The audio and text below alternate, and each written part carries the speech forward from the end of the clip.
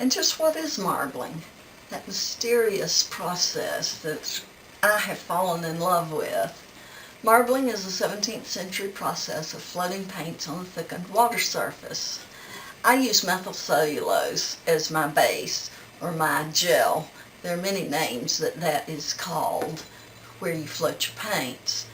But methyl cellulose is made from plant starch that's been cooked out. And these come from plants that are non-threatened or non-endangered plants, which are all around us. Methyl cellulose is well known in the museum circles as an archival glue, and that glue is used to release famous and very important documents without harm to them. Bookbinders also use methyl cellulose as a glue for those very same properties. I enjoy mixing my paints, and I enjoy when a new season comes out. My paints are mixed according to Pantone colors of the season. They come out with colors at least twice a year, and when I'm marbling and making garments, I like to make sure that my paints match some of the current trends. Marbling paints are such that they are mixed in a way that they float beside each other, they push each other in different directions, but they do not mix on the surface. And that's a very special quality of marbling paints. Now, how to get the paints onto the surface? There are two methods of that. First, there are pipettes, and pipettes are a very direct delivery method for your paints. So you put your pipette in the cup, pinch the bulb, let the paint draw up into the straw, and then when you're over your methyl cellulose tray, you very gently squeeze the bulb and the paint is dropped onto the surface, again in a very controlled manner. Another fun way to deliver paints is through whisk, like these. So the whisk are dipped into the cup of paint, and then you tap it against your other hand, and you get this random splatter of stones or circles of colors, and you can layer up the tray with a whole bunch of different colors that way. Tools. Tools are so important for your marbling process. Combs, like this large one, are tools that have spaced small points like quilting pins less than an inch away, and if you could see this up close in person, you would see that that's basically 1/4 of an inch away from each other. And this is a nonpareil comb because of the very closely spaced teeth. Next, there are other tools called rakes.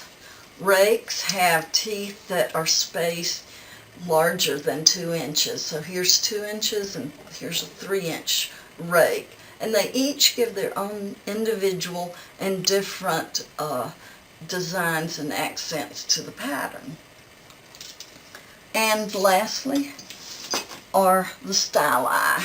These are known as Hebrew styli, and they have varying thicknesses of wire for points. Some of the finer ones are used to really do some fine drawing lines. Some of the larger ones, like these, are used for a very specific pinpoint method of delivery of paint to your design in certain areas. They're also very useful in creating your pattern. Next, we have some paper. Because once you get your paints filling your tray and you've drawn your design with your combs, rakes, and styli, you want to print your design.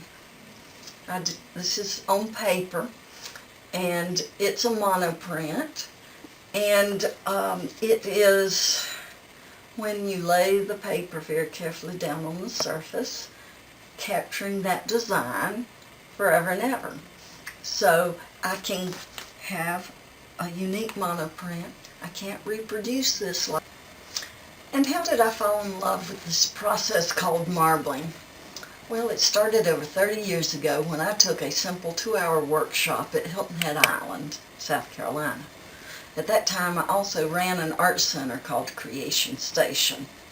So after that workshop, I thought, I can teach this. So I taught it at the center called Creation Station twice a week during the summer months, because Hilton Head is certainly known for its tourist and tourism trade.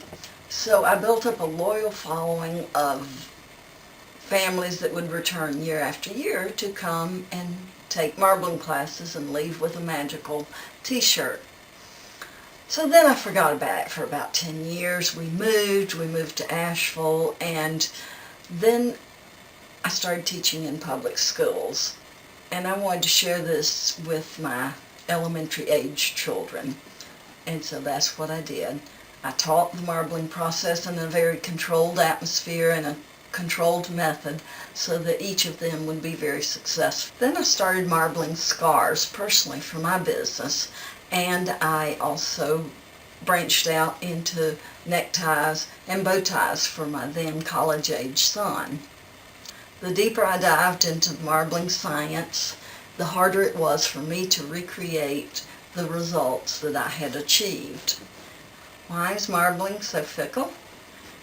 It's because of the variability of the environment, temperature, humidity, and surface tension. And yet, I continued to experiment and learn, and I'll be happy to show you how it all works. Now, let's see about this process called marbling that I've fallen in love with. So I'm going to draw up the paint in the pipette in the straw, and then while I'm holding it over the tray, I'm very gently squeezing the bulb to make the paint drop on the tray. Now I've got another color, and you drop it on the very edge of the yellow for this particular pattern that I'm doing. And you keep repeating, and you can see how a pipette is a very deliberate delivery method, because I can literally plan where I'm putting my drops.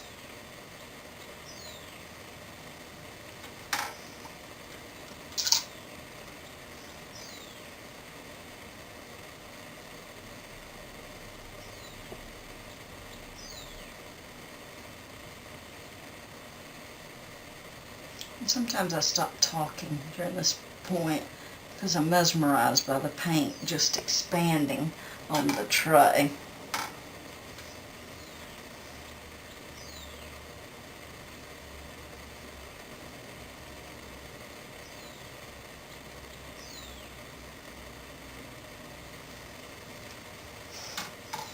The paints are acting beautifully. Sometimes I say the paints are like children. Some are bossy, some are hesitant, some don't like to play well with their color mates by either pushing them all around or making them sink to the bottom. But all of these paints are playing the way they should. So that's how you place the paints on the tray. Next, I'm going to use a rake. This is a 3-inch rake, and you get to see the second part of the magic of marbling.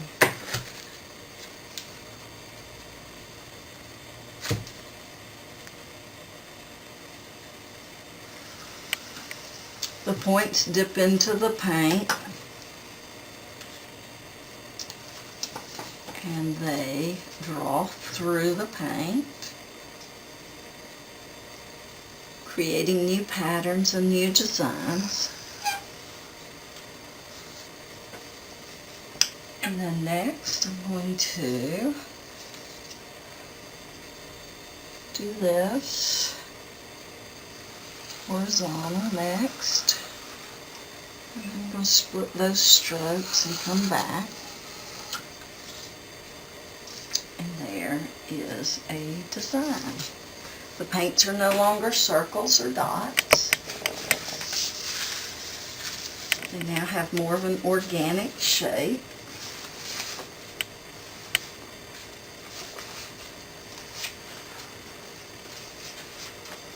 And I hold the paper diagonally, and I want to place it onto the size and capture that print.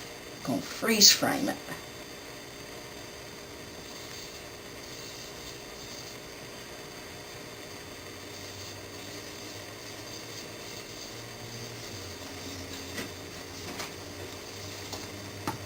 And this, on Instagram and Facebook, I call my magical marbling reveal. So hang on to your hats.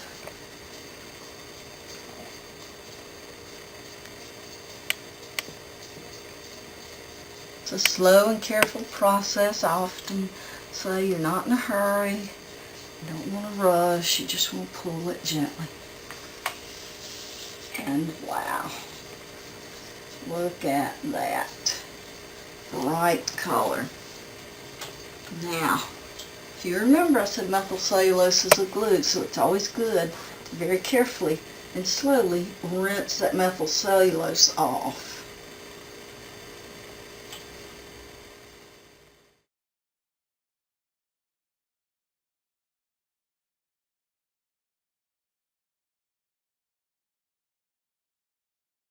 Here's the freshly rinsed print.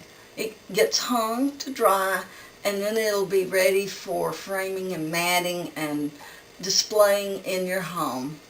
Thanks for watching.